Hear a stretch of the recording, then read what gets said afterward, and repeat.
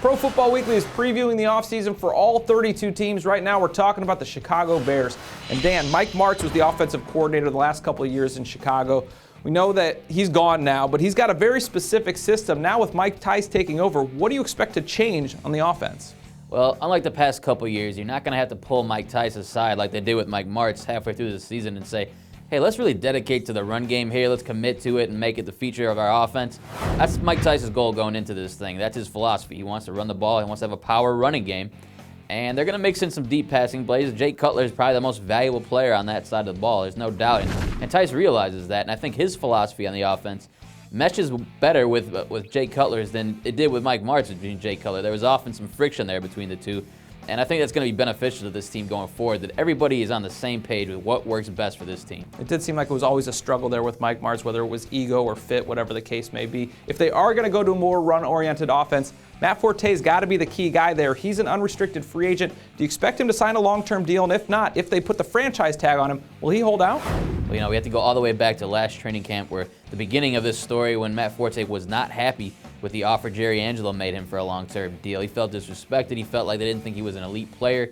Went out this season to prove them wrong, and he made the Pro Bowl. Now, Matt Forte has said this offseason, if the franchise tag is used on him and he feels the intent is to get him signed to a long-term deal before next season, he can work with that, and we'll see him probably throughout the offseason at OTAs and mini camps. However, if he feels like there's not going to be the intent to get him done, and he feels like just using the tag on him for this season, and we'll let him go after that, that could get ugly, it could get nasty. And so I think there's an opportunity for the two sides with a new beginning, a new GM in place to work something out.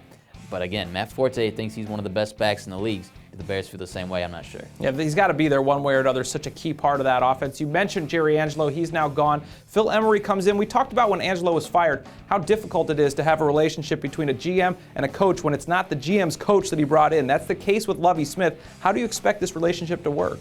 Well, Phil Emery set out in his press conference, he was very careful about not stepping on Lovie Smith's toes at all. We know he would not have this job if he had not agreed to have Lovie Smith in place for at least the 2012 season. Lovie Smith signed through 2013. Phil Emery will have a decision to make after the next season. Does he want to keep Lovie Smith aboard or not? I think these two guys really genuinely want to get along with each other, though, and I think there's a good chance for it to work. If the Bears win next season, Lovie Smith will be around. If not, it's possible that a change could be made. First things first for Emery, the NFL draft. He needs to start getting the Bears going in the right direction there. They've struggled in recent years. That's an offseason preview for the Chicago Bears for the best coverage of the league. Check us out at ProFootballWeekly.com.